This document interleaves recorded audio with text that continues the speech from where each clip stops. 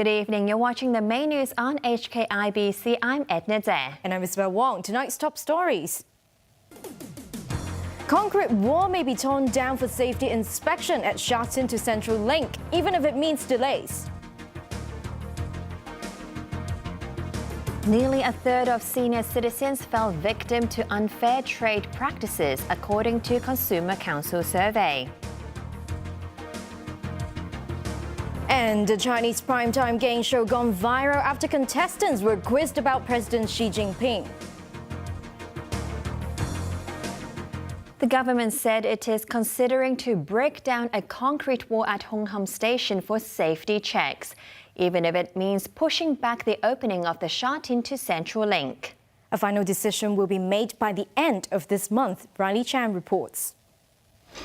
It has been more than 4 months since substandard construction work at the Shatin to Central Link's Hong Kong Station was unearthed. Thousands of steel bars were cut short to look like they had been screwed properly into couplers on the platform. With the scandal raising widespread public concern, the government is under immense pressure to work out a solution. Secretary for Transport Frank Chen have outlined a number of proposals today, including breaking apart the concrete for inspection and conducting loading tests. But any of these actions would push back the project's completion. There is certainly some kind of delay, but how long is it is yet to be ascertained, because we have yet to ascertain what is exactly being built, how it's being built, and whether or not there would be necessary remedial corrections. We are not ruling out the need to open up the concrete slab, but whether or not we should do it depends on the outcome of MTR's investigation and their proposals to us. Chen said a judge-led commission of inquiry is expected to submit an interim report by the end of the month, and the government will decide on corresponding actions. Meanwhile, relevant parties will be summoned to the commission's hearing on the 22nd of October. Project builder the MTRC has agreed to cooperate with the safety checks and will submit a proposal to the government soon.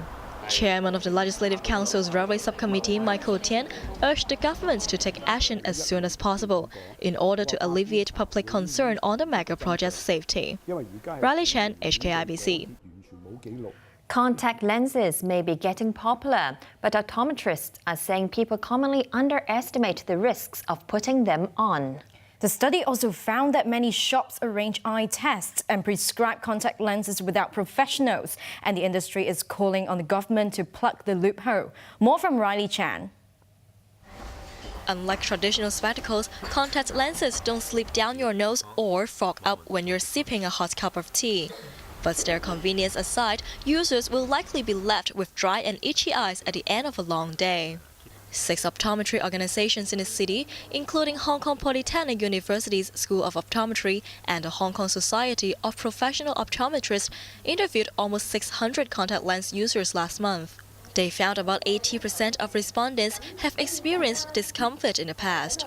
However, more than 3 out of 4 who did never sought professional help. Instead, they continued wearing the same pair of contact lenses or applied eye drops to alleviate irritation. Some 34% of respondents even admitted to teaching others how to choose the right contact lenses. The groups also surveyed more than 150 optometrists. Over half of them said they had encountered customers who refused to conduct eye tests before purchasing contact lenses. It is only true for one type of contact lens. If you want to prescribe another type of contact lenses, probably the whole prescription, the contact lens prescription, will be different. Well, for example, some contact lenses may have different diameters, some contact lenses may have different base curve, some contact lenses may have different power. The organizations also found shops selling contact lenses or even arrange eye tests without an on-site professional optometrist.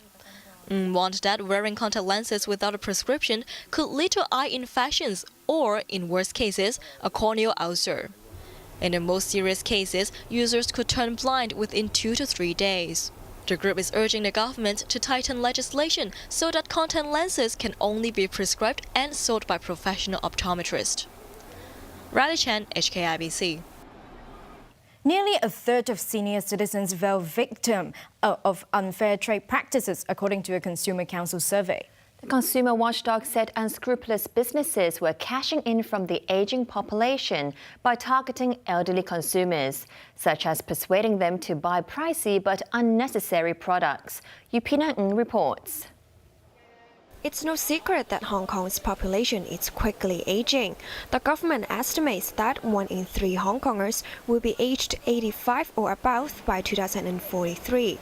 It now turns out unscrupulous businesses are trying to take advantage of elderly consumers, according to a Consumer Council study. The watchdog observed that elderly citizens are likely to fall prey to dodgy trade practices, such as being persuaded to buy pricey products they don't need. The revelation came after the council interviewed around 1,800 people aged between 55 to 79 on their consumption patterns and shopping experiences. Results indicated 40% of the respondents had encountered unpleasant shopping experiences at least once in the past year. Of those, nearly 30% were related to unfair trade practices. Releasing the findings today, the council said the study indicated elderly consumers were not properly protected. The elderly group, as compared with the other group of consumers, they are more easily subject to that kind of mistreatment or malpractices because of their aging condition. They might not be that alert. The council's chief executive, Wong, says that telecom service providers received the most number of complaints from consumers aged 55 or above. This was based on consumer complaints logged to the council over the past 4 years. Complainants included a man in his 90s